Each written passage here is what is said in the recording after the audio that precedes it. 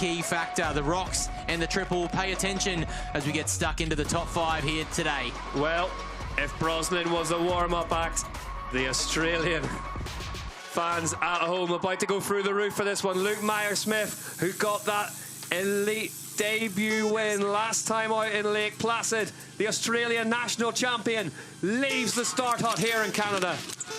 Kaya Hearn, Troy Brosnan, Luke Meier-Smith representing the Aussies well here today. Lukey Meier-Smith coming off his debut win. There is not many people who you would not be more stoked for to take the win from Combine New South Wales. And Nico, that win had been coming, hadn't it? It finally all lined up for Luke Meier-Smith last time out. Yeah, and he did it in fair conditions. Wasn't a mud race. Took the first win against the best guys in the field at a point in the season where everyone was at their best. Luke Meier-Smith on course now. And you can see the confidence on him. Came here, was the fastest in time training after taking that win. Qualified inside the top 5. So that momentum that he took away from that win is obviously paying off here today. Only 50% of the elite men who've ever won a UCI World Cup have won another. He'd love to do it today and back it up just as Anne-Marie Piron did. Danny Hart did it as well, of course. And he's had some incredible qualifying results this year. 10th of a second, Josh, in touch here. We mentioned this earlier in the year. He's qualified so well, but struggled to put those multiple fast and consistent race times in. Now he has that confidence. He's such a hard worker. He's so dedicated to the craft.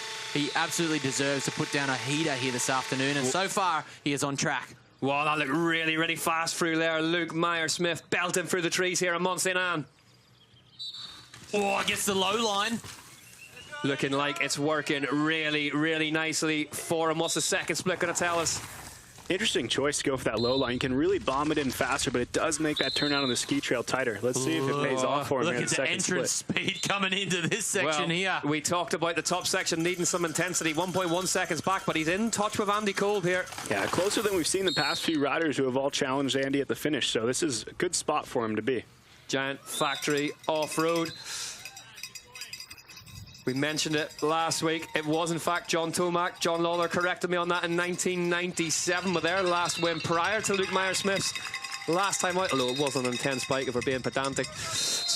Meier-Smith, though, across that gap jump.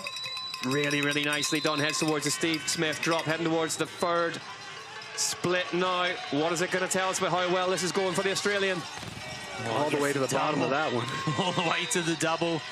Lukey Meier-Smith, another athlete under the Giant Factory Off-Road team that can really benefit from Remy Thirion in that team himself, and Bradley Blackwell been working incredibly hard. That result last weekend was a great reward for those two, and hopefully he can keep this momentum here today. 1.1 back, 1.8 back at the third split, so it's not going the right way, but he's still in touch. But needs every ounce of that strength through this rock section. He can make a difference through here. Luke Meier-Smith, the giant bounces around the right, gets it turned.